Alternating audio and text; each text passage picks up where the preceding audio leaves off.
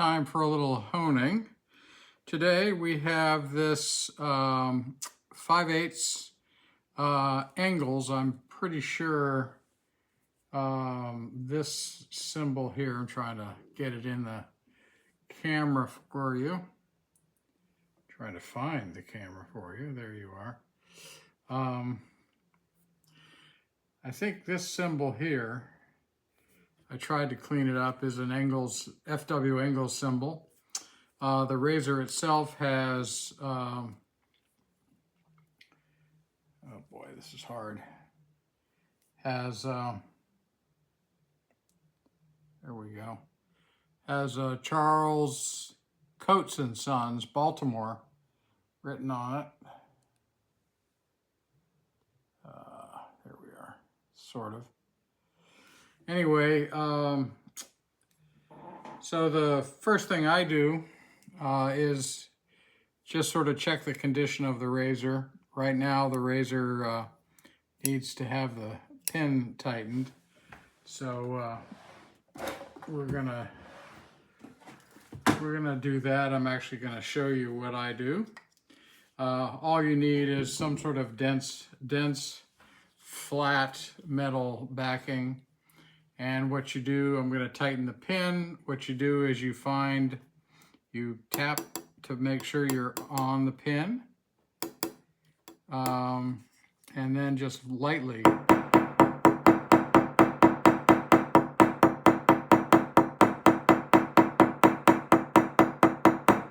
tap on one side, find the pin, hold it in place.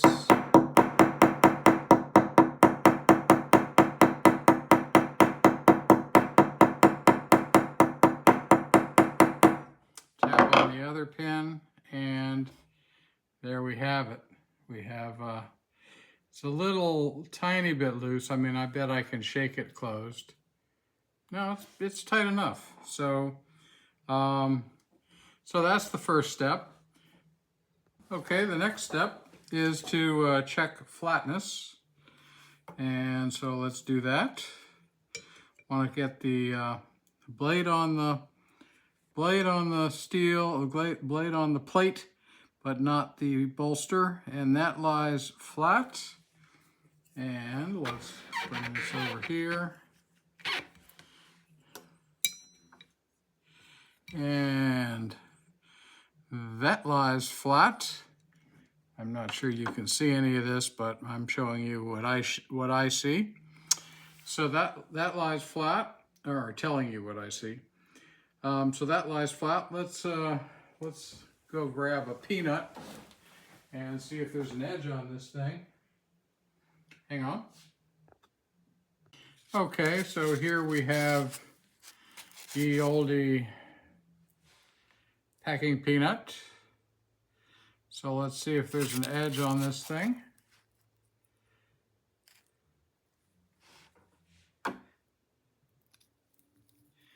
Can't really push there. Here, I got a little bit of an edge there. You got definitely an edge here. Let's go up further. Yep, more of an edge. Yeah, so not atypical to have the heel ignored. The heel area, so it's typical that people don't pay attention to the heel. Knife sharpeners do, because often on a knife the heel does a lot of the work. But you know, the rest of the edge, the rest of this razor has an edge. Not push into the cloud. Oh, sorry. This is more difficult than I thought it would be. Not push into the cloud, but you know, I can definitely push into the packing peanut here. So I'm sure this would shave. But next thing is to take a look at the existing edge, and then I think in this case just do a refresh. Here's a microscope photo of the heel on this Charles W. Coates razor, Charles R. Coates razor. as you can see, that what's good about this is that it shows that the honing effort, that there was attention to the heel during honing. There are scratch marks that go from the top of the bevel all the way to the bottom of the bevel. What you can't see in any of these microscope photos of mine is the thickness of the apex, because I'm looking straight down on the bevel. So we know from testing that the apex is thicker here, but what's good is that it shows that attention was attempted. There was some time placed with the heel on the stone. So let's look at the center of the blade. So here's the microscope image of the center of the blade. And this is, again, shows a very good job. Scratch marks from the top of the bevel all the way down to the apex. And the little irregularities you see at the apex are, in my view, inconsequential. Remember that we're at a magnification of 940 or 942 or something here. So this is far greater magnification than you really need to be looking at an edge.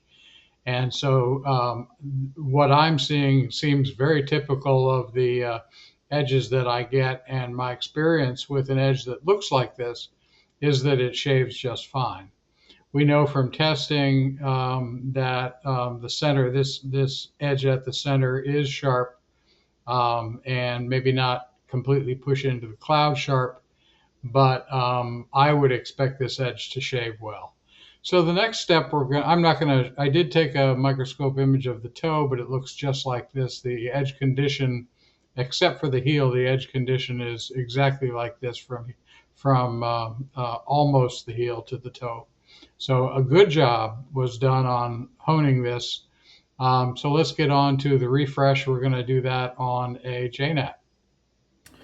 The next thing to figure out is where does the bevel land on this razor? If the razor was, the bevels on both sides are thin. As you can see, I've covered them in Sharpie marker. And I'm going to lay the razor on a 4K stone and do a few laps to see where the marker gets removed, to figure out if tape was used in the previous toning or not. So let's go find out. I'm not using any slurry here, so that I get a good indication of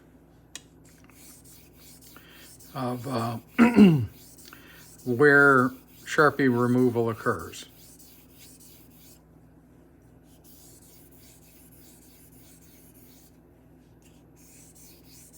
Want to make sure we have good coverage. All right, let's see. And we're looking good. See if I can, there you go. There, hopefully you can see. Yes, the Sharpie is removed on the bevel all the way down to the apex on this side, and similarly, same situation on this side. So that's good. So I'm quite encouraged by this. So I'm going to clean up the Sharpie, put the JNAT in place, and let you know about the next step.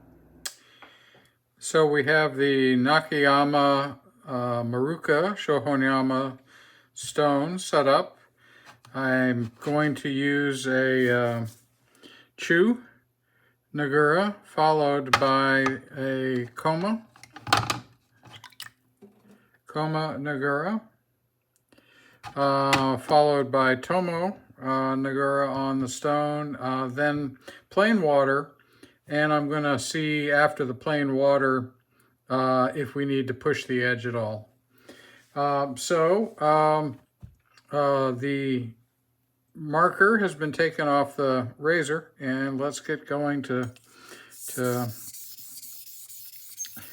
start refining this edge.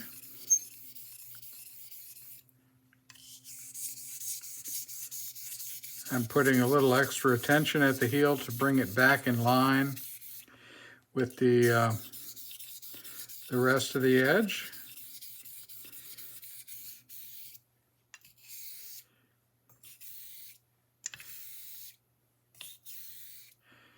Already starting to move slurry above the edge, undercut, and I'm liking that. What I'm especially liking is that the on the stone, which was flattened, by the way, I'm seeing what I saw when I laid the razor flat on the plate, that the edge is staying flat on the stone, and I don't have to really compensate for much. So this, and that just makes my life easier and tends to make the edge come out better.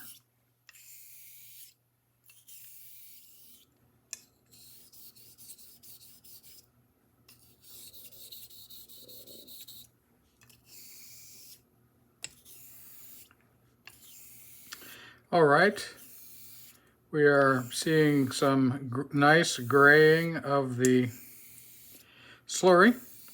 So let's clean up and do a test.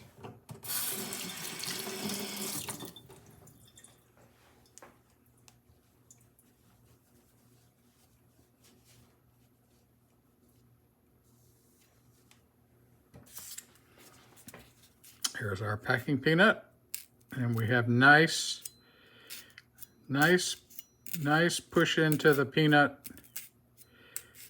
evenly across the edge. So let's move on to the coma slurry. All right, the coma slurry has been raised on the stone. So let's start working with that.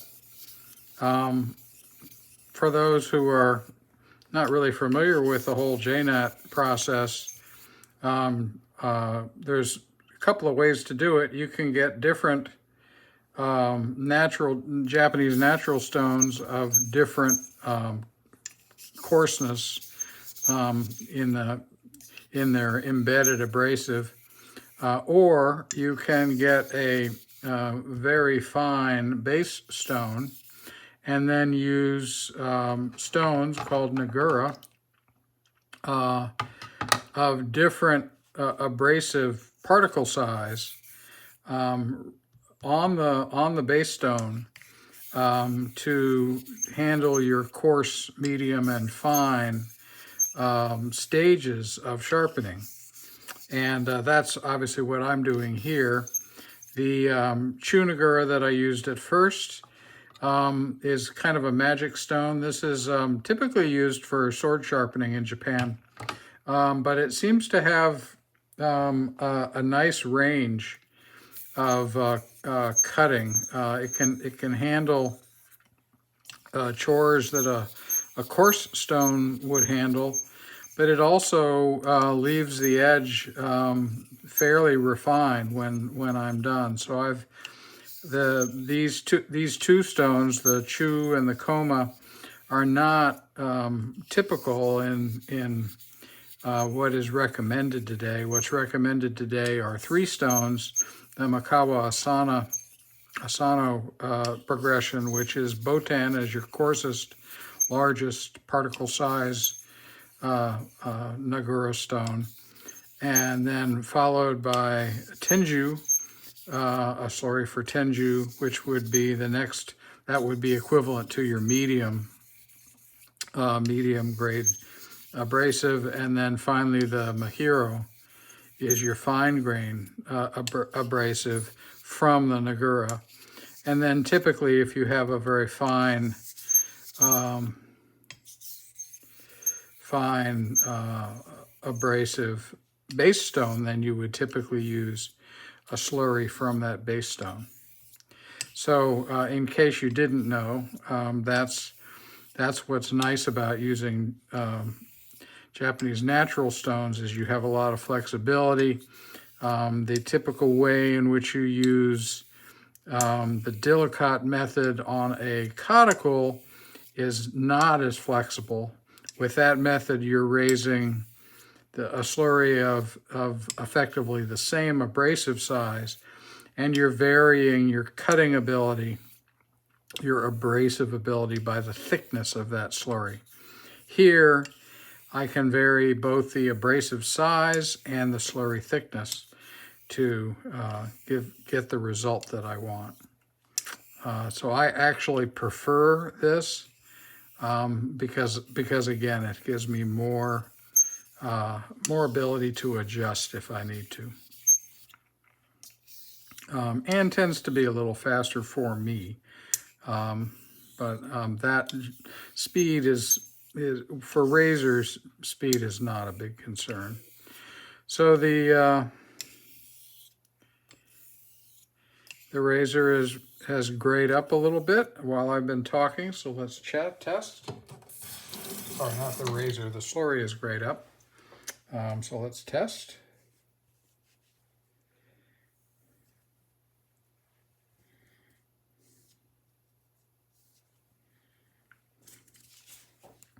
And we have very nice at the heel. Definitely less effort. Coming off the coma, less effort.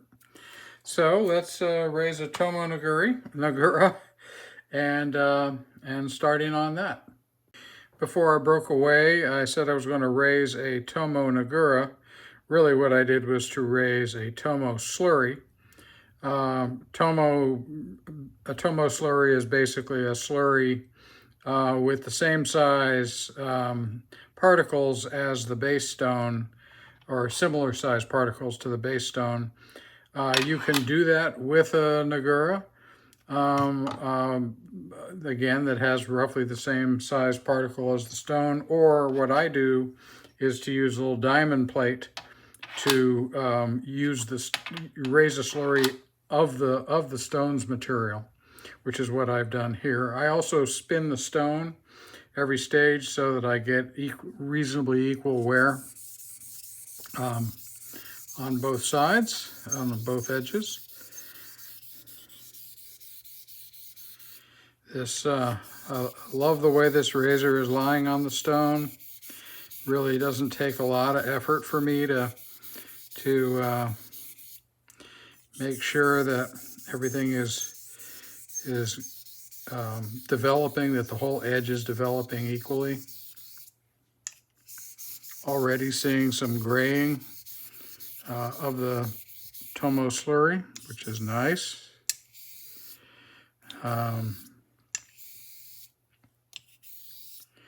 Edge sharpness is developing well.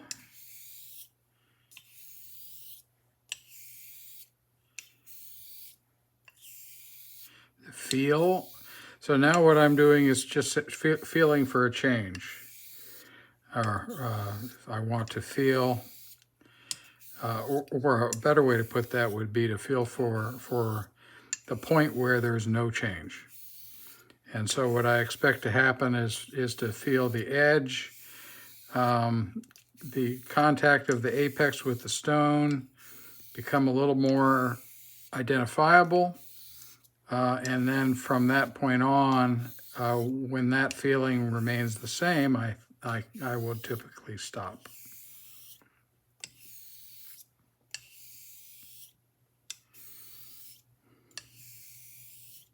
And I just got that change of being able to really feel the edge on the stone, really feel that apex on the stone. So I just got, that's why you see me slowing down, is to really concentrate on the feel that I have, the feedback from the feel that I have.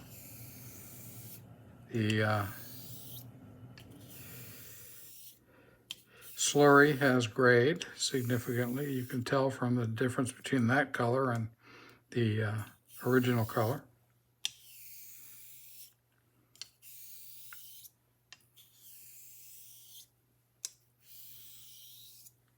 The center of the razor is typically, on my edges, the center tends to get the least pressure, so it tends to have the least clean appearance, which is why I show microscope images of that. I don't want to oversell my my work, so I generally show a center. When I scan an edge, I make sure that the edge is consistent from heel to toe, and then I show a picture of the center, which more often than not is in the worst condition for the edge. All right.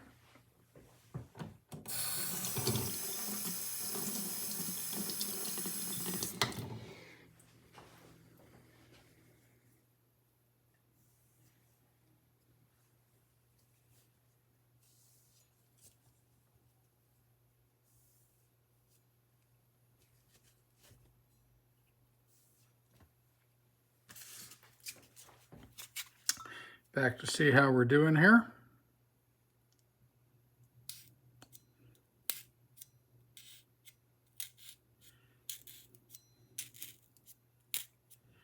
So try to do this in front of the camera.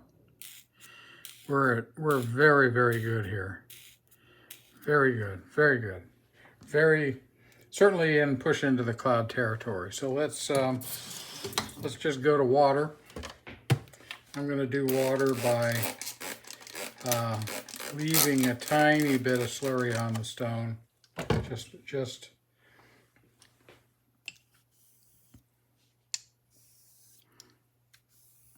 thinning the slurry to where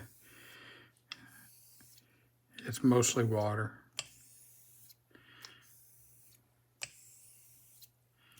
And what I want to see here is I want to see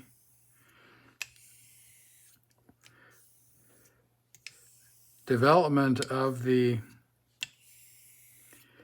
edge against the stone to the point that I start to get undercut again. Right now I'm pushing the water forward with the edge.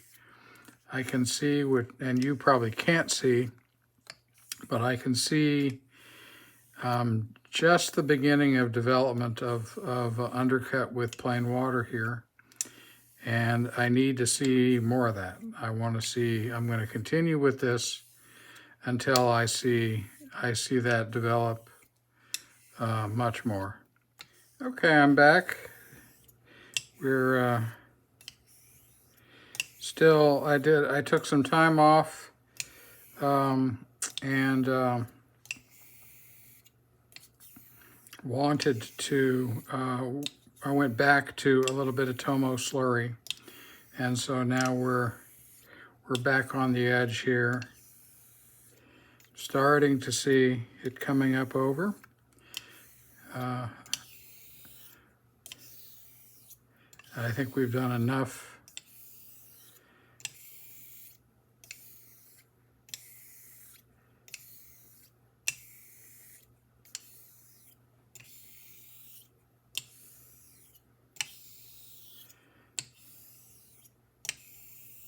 It's completely silent.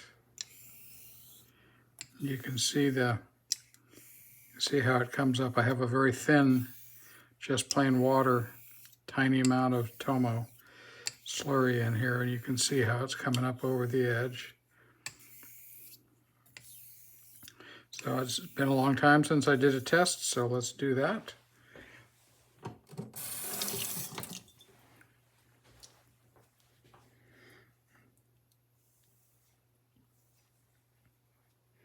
And this will determine if I want to go and push the edge at all.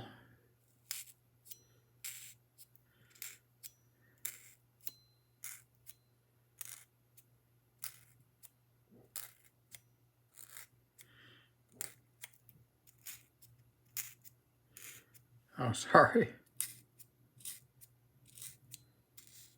So it's almost quiet, almost silent.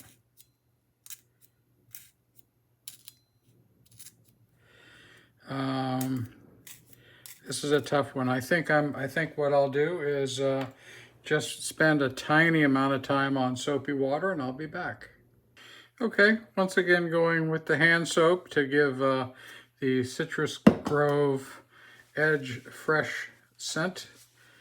And I happen to like the coconut oil that's also in this hand soap. This activity I think is more of a burnishing activity than an abrasive activity. The lubrication is so good that I think very little material is being removed here, and that, you know, in the case of burnishing, I would be moving material. So what I'm doing here is my normal edge leading followed by edge trailing. So I have pressure in both directions. And in that sense, I think I'm getting some burnishing of the material.